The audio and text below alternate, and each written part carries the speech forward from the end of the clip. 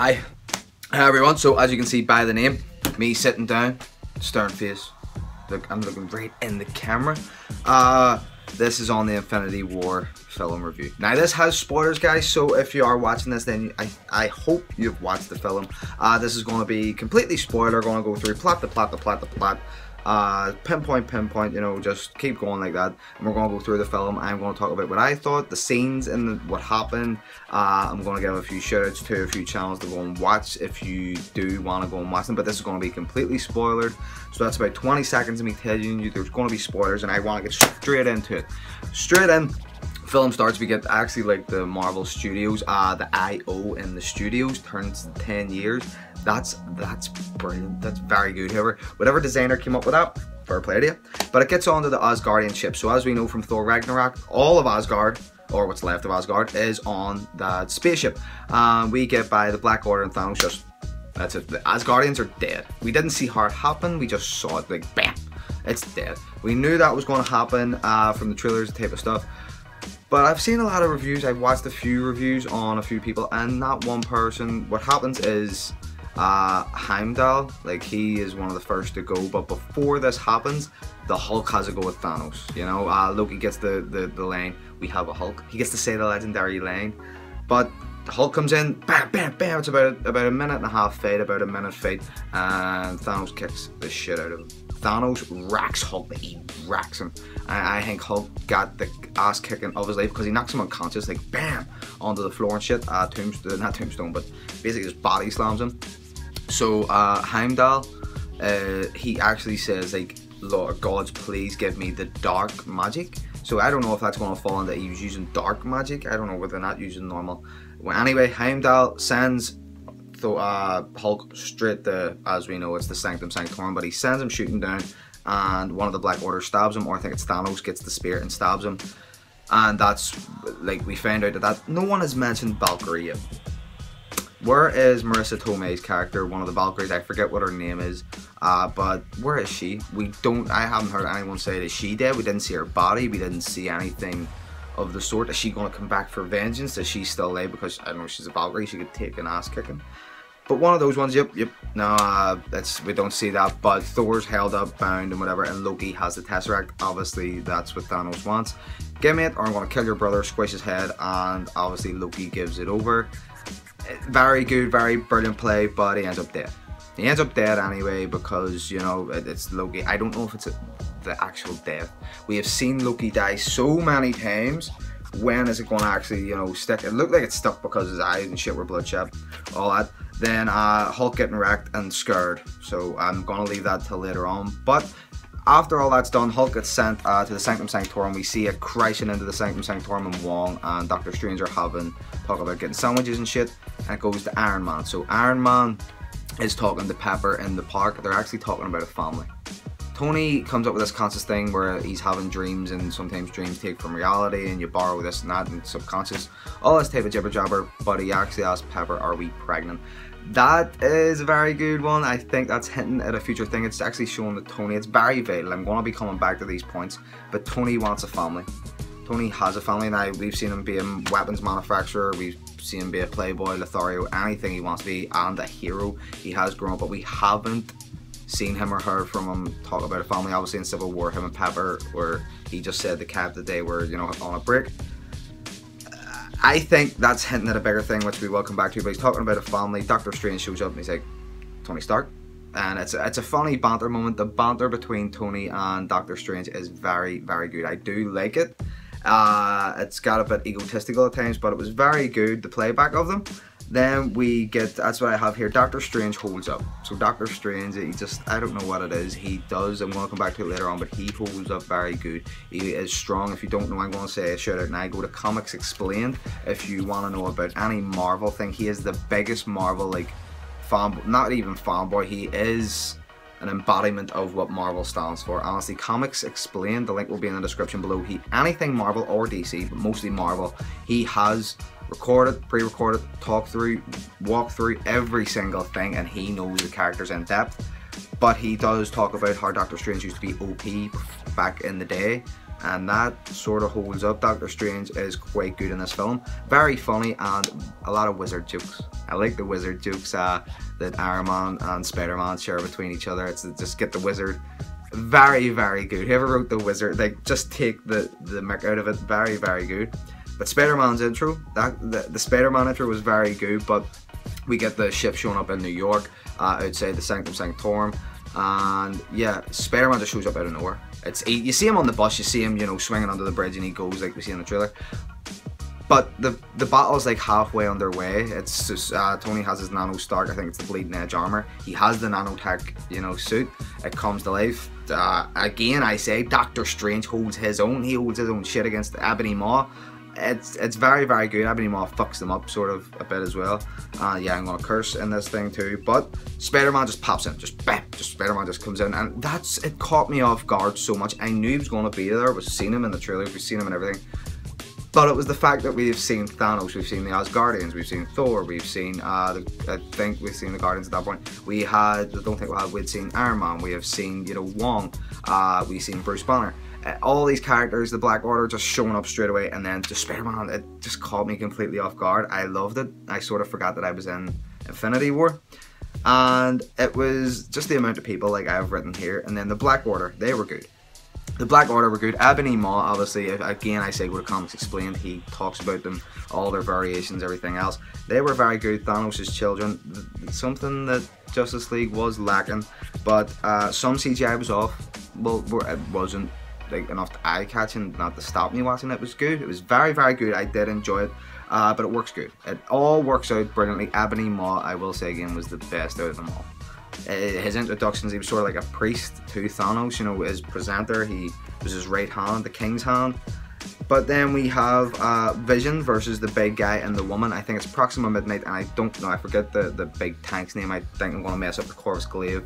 Don't think it's that, because they did change it to like something completely different. The big tank guy and the Proxima Midnight, they show up and they start to fight Vision and Scarlet Witch. That fight was... The way Scarlet Witch uses her powers, they've upped their game brilliantly. The Russo brothers, the way they've wrote it, the way she uses everything, the maneuvers, the CGI, everything was brilliant. Vision stabbed, he can't phase through. And yeah, I don't think the big tank guys that there, I actually don't think he is. But it ends up the introduction. I have it written here, best intro in years. The best character introduction I have seen in a film, TV show in so long. The way Captain America, Falcon, and Black Widow show up, it's just immense. The soundtrack clips in. The way Cap catches the spear and, you know, he uses it back. Black Widow comes in and kicks the shit out of oh my god, the soundtrack just goes with it so much. Honestly, I got goosebumps. I had never felt like that in a very long time. I'm being completely honest right now. I thought Justice League was going to give me that feeling. I had hoped it was. And that's what sort of disappoints me, because I know like this can be done. This isn't rocket. It's hard to do. I get it, but this can be done. The right soundtrack, the right the camera angles where he was fighting. Captain America was fighting. You know, it was so good. Simple, plain, straight to the point. There wasn't all this camera movement going nuts and everywhere. We just got it straight on screen, and I loved it. Cap, Falcon, soundtrack, the camera work. That's what I have written down here. So good. It gave me goosebumps, because when they were just about to, you know, fuck up Vision and they were about to get Scarlet Witch, it just kicks in and they come in and help them, and it's straight away, it leaves you with, like, startled a bit, leaves you like, oh shit, this is the way the film's going to be, I hope. But then we have Doctor Strange versus Ebony Maw, like I said, with Iron Man and Wong, but it ends up Doctor Strange, he gets knocked out unconscious or something happens, because he has a sort of spell over the thing, very, very good. But Wong just goes back to the Sanctum Sanctorum because Ebony Maw is bringing Doctor Strange onto his ship. Then Iron Man, obviously, he shoots up to the ship, and Spider-Man is already attached to it. He tells Iron Man does tell Spider-Man, watch the wizards. That's the wizards. It's so good, very good. Quick caper, the oxygen and stuff when they get out the atmosphere. Spider-Man starts to get unconscious. Very good. The Iron Spider suit makes an introduction. We all knew that's what was going to happen as soon as Iron Man said, you know, he was ejecting something. Very, very good. Loved it. Brilliant. Still looks blue. I think it looks blue. But then it starts to get into space. The Iron Spider introduction, like I just got into, they become a stowaway onto the Ebony Maw ship, but that's only because Iron Man told Peter to go home, and he didn't. Peter stows away on the ship. Doctor Strange is about to get tortured by Ebony Maw. They sort of talk about a few things, try and come up with a plan, and they save Doctor Strange, which was very, very quick. It was very, very quick. Ebony Maw, over like that Aliens 3 reference, very, well, just an Aliens reference in general, very, very quick. I think he's still alive. I think he's frozen out there. His telekinesis has kept him alive. Something will come back to Ebony, because he just didn't die. He got sucked out into the vacuum of space. We get that. But his telekinesis or something is keeping him alive. He's made a wee ship with his mind. I don't know, because something, he's not dead. I do not know. But he's over very quick. They start to come up with a plan to take the fight to Thanos. Then we go to, obviously, Thor and the Guardians. So while these are pairing up, Spider-Man, Doctor Strange, and Iron Man, then we get the Guardians and the Thor pair up that we've seen in the trailers. If you're a big trailer fan, we get the fanboyed out where every one of the Guardians falls in love with Thor, except for Peter Quill, because obviously he's competition. Drax has his first man crush. Gamora, obviously, why would you not? You know what I mean? It's Thor, it's Chris Hemsworth. Then we have Rocket Raccoon. I think he just finds him funny but he calls him a rabbit. The rabbit jokes were brilliant. Yes, rabbit. Very good. Very, just these wee one-liners. Very good timed out. You know, Peter gets off about Mantis, reads his mind and stuff, so she knows he's like kind of noble and shit, but he has to go and he has to build a new Mjolnir. He is on a mission to kill Thanos. He is going to get him. So he needs to go back and he needs to go to the Dan Dwarf Star, where they obviously, it's the guy who created Mjolnir. He created all of the other godly, you know, killing powers, or killing weapons, sorry. And then we go to, so I think it's the new hammer, yes, that's it, Wakanda, and the layup for the ground war / Vision. So they bring Vision to Wakanda. Shuri looks over, you know, Vision, she had a layout of that Mind Stone.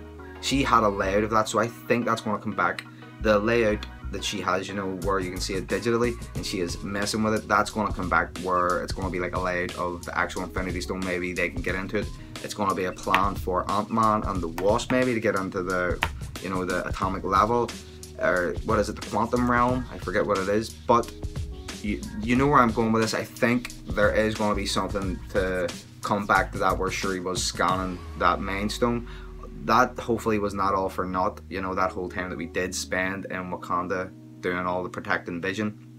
But yeah, that's they just lay up the ground war. You know, T'Challa goes and orders all the armies, and Baku bring them all here. Everyone, let's reinforce all the shit, while also Bruce Banner's trying to get the Hulk to help. He is asking for the Hulk to come out this whole time. That comes back around. Then we get to Ebony Maw Guardians. So Ebony Maw they are stowed away on the ship. While this is all going on, the Collector's collection has been, I'm just going to say, it's been fucked up. There is no more collection anymore. The Collector's gone. Tavon is dead. He is dead. He is dead as Hector, as we say here. But yeah, Tavon, the Collector, the collection's gone. I don't know. Very good with the Reality Stone. Don't want to spoil it, you know, when we get in. So if you're going to go and watch the movie, this is spoilers, but go and watch it for yourself again. It's very, very good the way it all plans out. Gamora gets kidnapped. Peter Quill sees Ebony Maw's ship. Obviously, he busts in. Where the fuck's Gamora? Where is she? Where is she? Ends up meeting Doctor Strange, Spider-Man, and Iron Man. That all happens, and the first thing that came into my head, where I have it written here, Earth greeting. So the Earth, they are all Earthlings. They are from Earth. Peter hasn't been back to his home planet in years, you know what I mean? So it's sort of this like seeing your own people and being like, well, what's happening? What's been on Earth? And it brings up Footloose, Jesus Christ, like Kevin Bacon. Mantis, very good.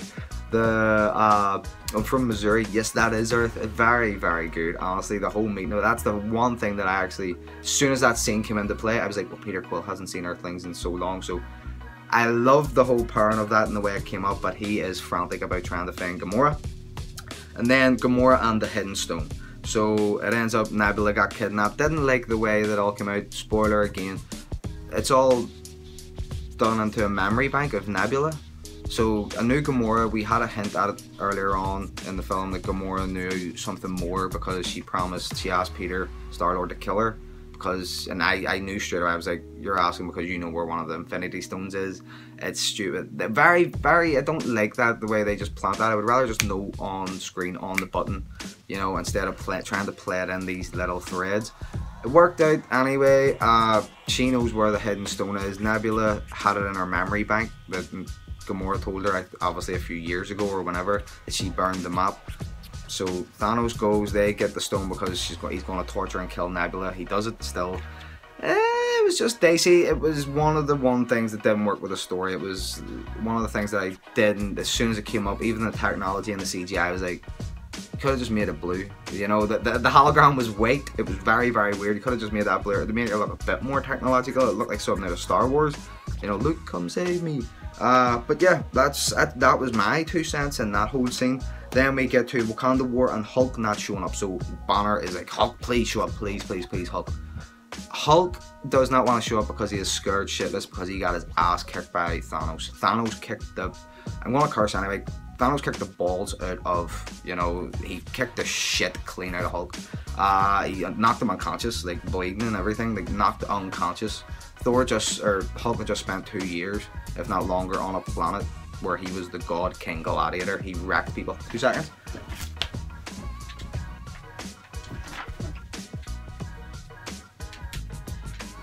But yeah, Hulk had spent this whole time being basically a god, a king to all these people, and yeah, he got his ass kicked within 2 minutes of trying to be a big badass. I think he's shitting himself psychologically, and he's just like, Banner, you take the hits from now on.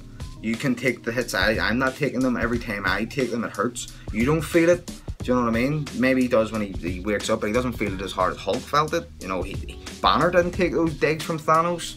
It was Hulk. Hulk doesn't. I mean, Banner isn't big giant green. It's Hulk. So he does have the right to be psychologically, you know, messed up in the head. He doesn't want to get his ass kicked like that again.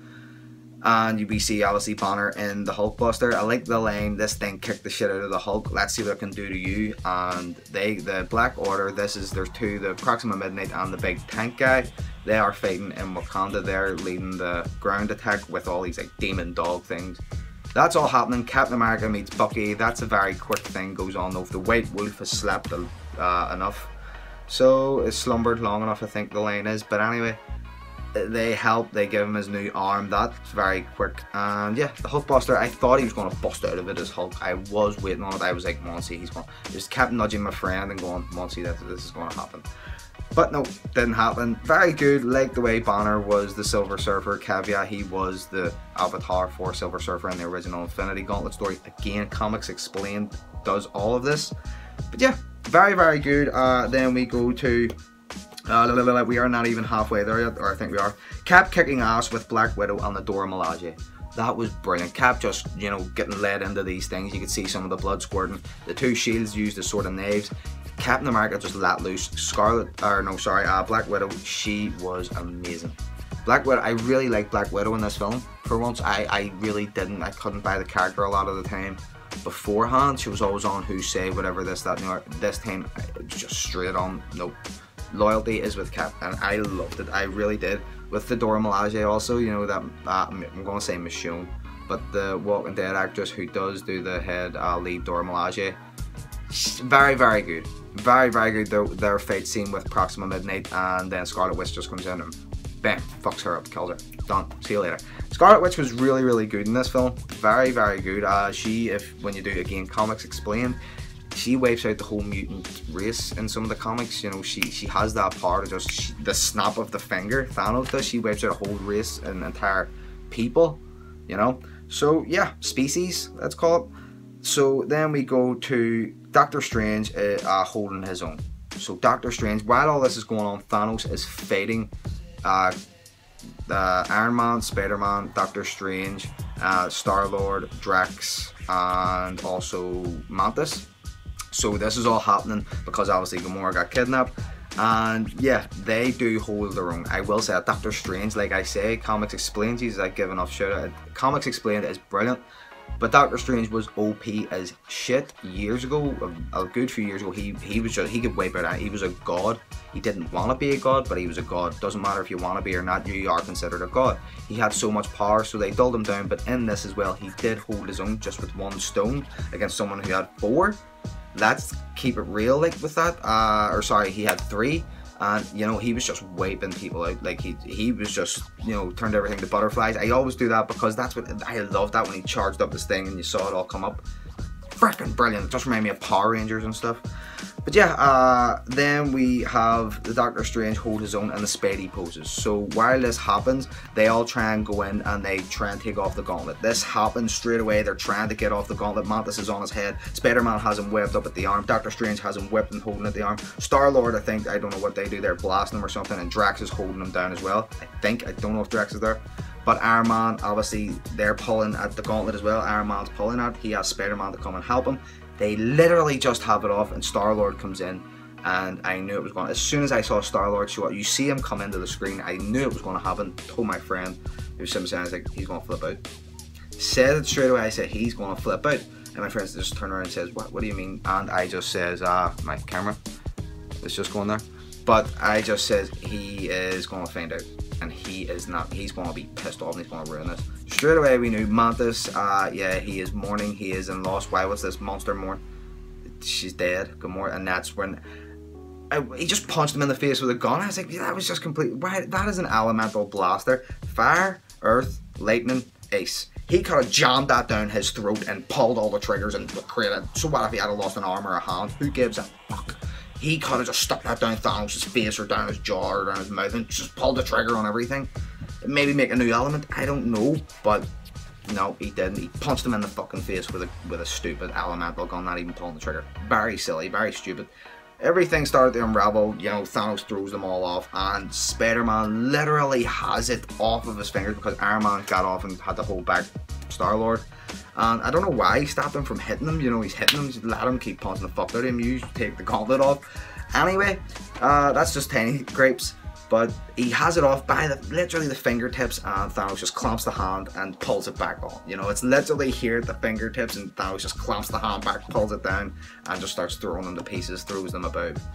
That happens. Spider-Man was so close. Star-Lord fucked it up. And then it all just unravels. It's end time. Like, this is what I have here, the spider poses. Spider-Man catches Mantis, he grabs them all.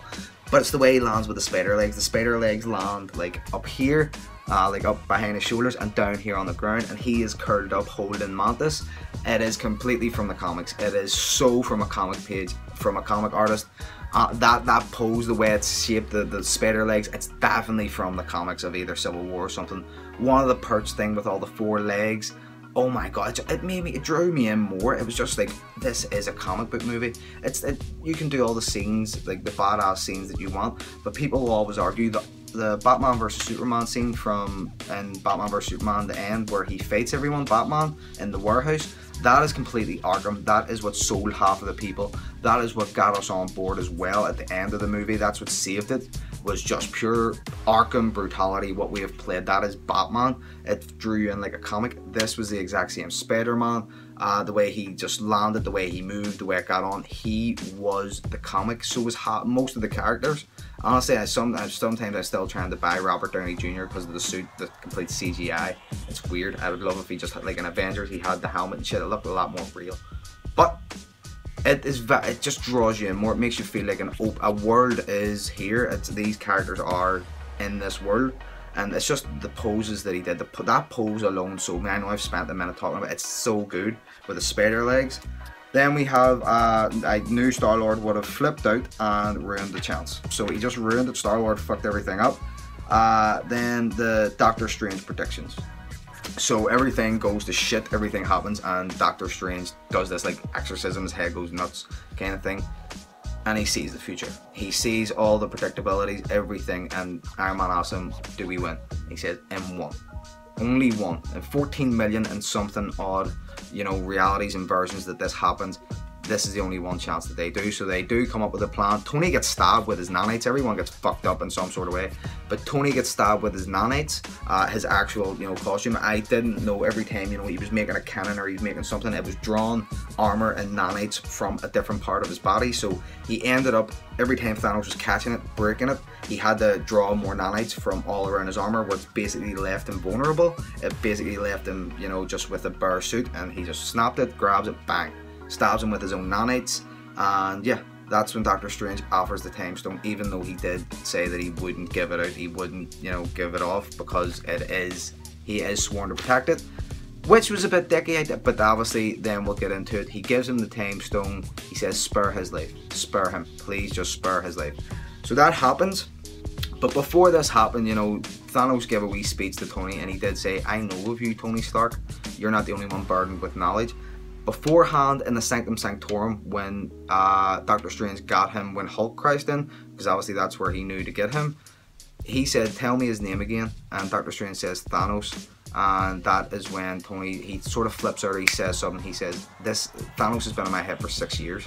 That if something happens where he just snaps and he outbursts and says, Thanos has been in my head for 6 years. I think they share a connection. I think everything, obviously from Iron Man 3, all the suits, everything, Tony going a wee bit mental and Civil War and shit, that is all a caveat of, you know, he tried to build Ultron because something greater was coming. This was going to be the ultimate protector. It wasn't. Vision ended up being that, but like, we got that. Tony was in the pandemic, friggin', he was in end of the world days mode in his head when everything was sort of sweet, but it wasn't. He knew it was going to come to this. I think so did Thanos. Something was connecting those two. Something was, I think, I don't know, from the first Avengers, something happened. I don't know. It's like sort of Pacific Rim when you crossbreed with a kaiju brain, you know, you cross stream with it. You sort of get a connection between each other. Something happened where those two are connected, honestly.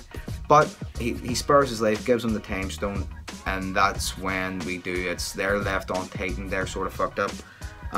We go to Thanos saying that he knows Tony saying about the 6 years, and then Thanos coming to Vision. So Thanos comes to Earth. There's one more Infinity Stone that he just needs, and Scarlet Witch is killing Vision. Scarlet Witch has to use her ultimate power because it is so strong. She kills Vision, eventually blows him up.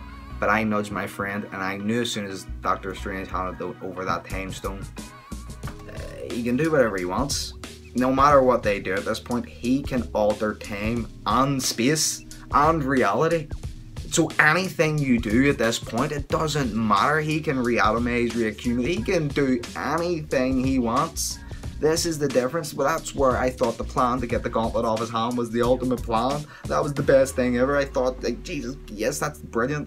No, doesn't happen. Oh my god, you know, it was so bad. She destroys him, and I said to my friend, time stone, he's going to use it, turns back time, brings it back, but that's a bit weird as well. He can actually reaccumulate an Infinity Stone. Should that not be a bit, you know, it's a certain power. It couldn't be just reaccumulated like that, like, damn.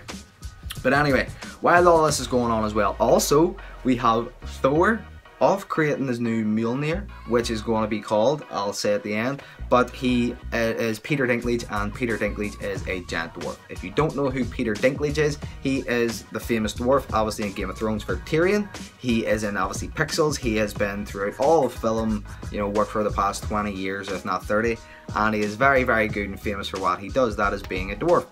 But he is a giant dwarf in Avengers Infinity War, which was mad, which is kind of fucking nuts. He is a giant dwarf. He made the Infinity Gauntlet, he made Mjolnir and all the, obviously, like I said, the god weapons. So he ends up, Thor has to make it with his knowledge. So they make it, Rocket sees what all this is happening, Groot is there also. Groot obviously becomes the handle, which my friend didn't know, he didn't see, so that was actually brilliant, you know, him getting the reaction like, oh my god. You know, I had sort of watched some promos, I had seen some art, I had seen some toys, and yeah, you just know when you're a fan, you sort of see these hints and things. And yeah, the Stormbreaker gets made. Stormbreaker, I think that's Beta Ray Bill's, again, Comics Explained, that's Beta Ray Bill's hammer, and we get Stormbreaker. But what happens, and it shows up, and it's the best intro ever. It is the best. As soon as the battle in Wakanda's going down, also, he is just killing Vision and taking it out. I think he's just killed Vision. Thor just shows up. Thor is the most badass entrance ever. Like, Thor the Bifrost, like the hammer can open up Bifrosts, so he can just go anywhere he wants. Bam, shows up. He's in his, I think it's Comics Explained said he was in his ultimate Thor costume, which as soon as I saw it, I knew it was new. It's darker, it looks amazing. I love that touch. I love that they didn't come back just armless, you know, he was battle damaged and whatever else. He has a new eye also, but he came back with the, you know, the shielded armor, the brand new brace and stuff, the cape. Oh my god, it was just the beard and the hair. I was just, yes, Thor, he looks amazing. And I'm not a Thor fan. I'm not a big Thor fan. I thought it was so cheesy and tacky. amazing. And the hatred that he has, and he just throws stuff, you know. So Vision's going to get fucked up, and he just throws Stormbreaker into his chest, gets him right here in the chest, flies down and starts to push it into his chest. Like Thor just pushes it into his chest and is like, I told you would die for this. Just pushes it in, and I'm like, oh Jesus, and the color starts to go from Thanos. Brilliant. Honest to God, it was just so good. He said you should have went for the head, and he snaps his fingers. You should have went for the head, bang, snaps the fingers. He did it. He did it. He wiped out all of, well, half of existence. In the comics, so we end up, and I have it just here, we have Black Panther, we have Doctor Strange, we have Star-Lord, we have Drax, we have Mantis, we have Falcon, we have some of the Dora Milaje. The head Dora Milaje gets left. I don't know if Black Widow goes, I don't think so. But most of it's easier to make a list of who stays, which is Iron Man, Captain America, I think Black Widow, and M'Baku stays. As I say, the head Dora Milaje. It's so much easier to make a list of people that actually stay alive than who die, which is mental for a friggin', you know what I mean? It's so much quicker to make people who stay alive than people who die. That is mad. So most of the people die, but obviously the one everyone felt was Spider-Man. If you've watched the movie, you know he does start to pour his heart out. He cries. He tells Iron Man, Tony, that he can't, Mr. Stark. He doesn't even call him Tony or Iron Man. He's like, Mr. Stark, I don't want to die. I didn't feel it as much. I don't know. I think I was supposed to feel it more, which is why I didn't. I sort of knew what was going to happen as soon as the fingers got snapped. I was like, they're going to take out all the characters for shock factor. We're going to find out who all these characters who go. And when Doctor Strange disappears, before he disappears, he tells Tony, this was the only way. He tells him that, because I wondered why he handed over that time stone so easy. I'm surprised Thanos didn't see it. I don't know, for the all knowledge, all being, all thing. Maybe he's just too determined on his own path. But he didn't see this, obviously because he doesn't know that, you know, Doctor Strange went through the whole blah, blah, blah, exorcism thing and saw the 14 million outcomes. But yeah, I thought it was going to be, you know, I thought he was going to really, you know, hindsight into the future. Nope, he hasn't seen it yet. It was not too easy. He conquered them. It was done. But this was the only way. And this is the one way that Doctor Strange said they could win. This is it.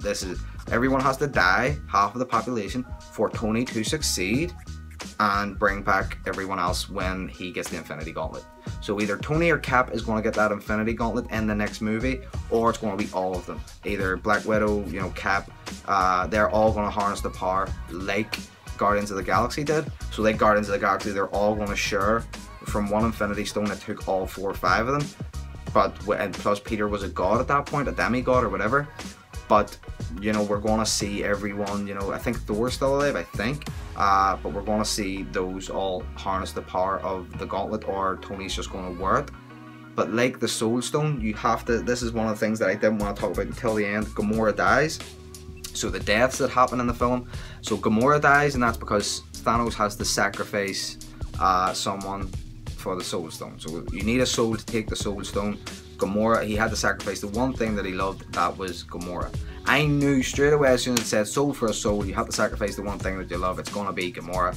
That's the only reason that he actually brought her there to that planet. Like, he could have just told her, sent her home, he could have did anything. If it could have been any other soul, or anything like that, he would have sacrificed any other soul, you know that. If it could have been any generic soul, he knew it had to be someone that you loved. Something, that's why he brought Gamora, the only person, the only thing that he loved in the universe. Kills her, sacrifices her. Tony's gonna have to do the same in the next one. Now, I think that comes back to my third point right here, which is Iron Man family. So the Iron Man family right here, I think that comes back to it. Tony may have to sacrifice his future of a family, of Pepper. I don't know, he's gonna have to sacrifice, so, because I think that there's no way that they put that in there just to make him look more happy, family friendly. He is going to sacrifice something. Now, people think it's Cap. People think it's Captain America. That's the one thing that he cares about. But he cares about Pepper more. If it came between Captain America and Pepper, he would save Pepper, because he knew Captain America, he knows Steve would sacrifice himself for it. It's the world may need Steve Rogers, but he needs Pepper. There's a different, so I don't think that they're gonna like sacrifice Captain America or their friendship. You know, they're not a bromance. They are, but they don't have that sort of, you know, love. I think Iron Man, if he does get a hold of the Infinity Gauntlet, because he knows what it, what's at stake, all these heroes, all these people, this whole thing, he is going to sacrifice his future. It's the only thing that I thought, well, it's going to be like a mind fuck that people are going to be like, oh my god. So I think that's what that's coming back to. Also, I think it was Doctor Strange, like he disappears and like he's gone. Star-Lord says, oh shit, he goes, snapping his fingers, doing it. Spider-Man is hard. The Soul Gem though. So when everyone disappeared, everyone probably wondered, where did everyone go? Did they go to an alternate timeline? What happened? I think they went into the Soul Gem. So all that power, it's like people think their souls, their people. Maybe they didn't. Thanos was obviously, he could have went for years going from planet to planet to planet. The pieces obviously, you know, revealed themselves in the way of the Infinity Gauntlet. He got it made. Otherwise, if he didn't come up with this plan, he was going to have to go to planet to planet to planet, keep doing what he was doing. Half of the you know, population he was going to have to keep wiping out. He looked into the future, obviously, went and did the long game, was like, I'm going to build an Infinity Gauntlet, get the Infinity Stones, and do it all at once. I don't have to go to planet to planet to planet, spending all of this hundreds, maybe, of thousands of years, if not 1,000, going from planet to planet and wiping out half everyone. I could just do it with a click of my fingers. That's what that whole caveat and that plan was for. Honestly, that battery again. That's what that plan was for. That's what everything, you know, I think was for. So yeah, that is the one thing that I know it's gonna happen. I think it's gonna happen. But he did. It's just that they're all in the Soul Gem. So I think that's maybe the power, the harness, the power. Because another thing that we have to come back to. This was a universal event. So this happened all across the universe. This didn't just happen to us. This didn't just happen on Earth. This happened because Mantis disappeared, you know, although the other people disappeared. This happened everywhere across the universe. So there's going to be obviously planets that are going to be discouraged. People are going to be like, what the hell happened? And it's going to come back to the Guardians of the Galaxy 2 Guardians of the Galaxy Volume 2 end credit scene. With, I don't know what you call them, the gold people, you know, the gold queen bitch and all those people with the fighter jets. They had the sarcophagus, they had the coffin of Adam Warlock. They had Adam Warlock, which if you don't know, again I'm going to say, go to Comics Explained. His videos have everything. His videos have it all. They explain the Infinity War comic and the Infinity Gauntlet comic. Plus, I think there's a new one called like New Age or Newborn, something like that, that deals with all this as well. Every generation, every version. And Adam Warlock is connected to the Soul Gem. Adam Warlock is part of that Soul Gem. It is his, I think. It is his. It belongs to him. He controls Soul World and stuff. I think he gets reincarnated every time he dies. But him and Thanos are integral into each other's. Gamora was a part of Adam Warlock's team in the very first iteration of the Guardians of the Galaxy, I think. I think Adam Warlock was part of that. So yeah, they all intertwine into each other. They didn't just put that sarcophagus in the end credit scene for nothing. That is something, it's very, very important. It's going to be coming back around sometime soon. It is going to happen. We are going to find out about he's probably going to kick the ass of Thanos. He's going to be able to probably pull half of the people, maybe Gamora, out of the Soul Gem or out of the Soul World. Because that's the way it works in the comics. If you know, something happens, you do go into Soul World. And that's where I think Thanos also went to at the end of the movie. When you see him go into a portal, he didn't just teleport somewhere on Earth. That did look like what it looked to me. I thought that's what it looked like. But watching a few reviews, watching a few things, I think he went into the Soul Gem itself, into his own world, because he can chill out. But there's other people that inhabit that world. So, and he's going to find that out, I think. So, the Guardians, that's it. Tony may have to sacrifice his future or Cap. That's what I have here. So it's either, like I say, he's going to have to sacrifice the future, his own future, or Captain America's. Thor's intro in Wakanda is badass, and then Peter Dinklage is a giant dwarf. That was my end things, but the end credit scene, very last thing out of the whole movie, the end credit scene is Nick Fury and Agent Hill, or Maria Hill. They end up with a car crash. Someone obviously disappeared because Thanos just clicked his fingers, wiped out half of the universe. So people in cars are dying, planes are going down, and he starts to whip it out straight away. He pulls out the beeper. And not a lot of people have mentioned about the beeper. They think that a lot of people said he texted her, he did this, he did that. That is an intergalactic space beeper. So a beeper, if you don't know, that is from the 90s, I think. Early 90s, maybe late 80s. I don't know if it was developed in the 80s, but early 90s definitely. that is early day email and texting right there. That is early day how you could get a hold of someone like that, texting or calling within 3 words. It is a beeper. You just beep them. That thing, because Captain Marvel is set from the 1990s, the film is going to be set within, you know, that time era. And yeah, that's what that. I love the actual call out because it was just a beeper and it came up, you know, her symbol. It looked very Christmassy, which was very weird when I saw it. That, you know, the symbol looked like a snowflake. The 2 lines coming up for, you know, across her chest. That's the symbol that came up, but it looked like green and red, then looked like blue and red. Very weird. Yep, comes up the Captain Marvel saying he sent out a distress signal to her before he could let out Mother, and he disappears. So him and Maria Hill disappear, and the intergalactic. No one has talked about it yet, that it's an actual beeper from, you know, because it's set in the 90s, it's obviously reaches across space, like light years, if not trillions of light years away. Because Captain Marvel is out there, she's obviously going to sense something happen. She's going to notice it, that's going on around her. We're going to get the introduction to Captain Marvel. So maybe she brings along Adam Warlock, maybe he arrives. Maybe the gold people, they realize like half their people just got wiped out. You know, because it's going to happen on every planet. Half of the people's going to get wiped out. But she's going to realize, what the shit happened? And then Adam Warlock's going to obviously pop out or something. Something, I don't know. But that, overall, I love the movie. That was a walkthrough. It's 40 minutes. Jesus, I think that's one of my longest, you know, videos. And it is my longest review. But it was a movie, 2.5 hours. I always keep my ticket stubs and my tickets from, I have dating right back, I think, to The Dark Knight. So Avengers, I have my Avengers 1 ticket, my Avengers Age of Ultron ticket, my Avengers Civil War ticket, or Captain America Civil War, then my Avengers Infinity War ticket. I have most of them dating right back to The Dark Knight. I keep every film ticket stub, especially comic book ones. It's just sentimental to me, and yeah, this one was a very good one to keep. This ticket stub, me and my friend, we got brilliant seats. We got into the late night showing. Very good. Very, very good, but it's sort of spoilery because people put up online, you know, me after Infinity War, I was shooting just, you know, pictures like. So, you knew people were going to die. I knew it was going to be the Click, he was going to wipe out. One thing I am pissed off about, that Mistress Death was not in the movie. So yeah, at the end when he clicked his fingers, and I thought he had wiped out all of existence. I thought he had wiped out everything, and that's what was going to happen. But no, he talked to Kid Gamora, but I was hoping that was going to be Lady Death. You know, sorry, Mistress Death. You know, I really did hope that was going to be Death personified.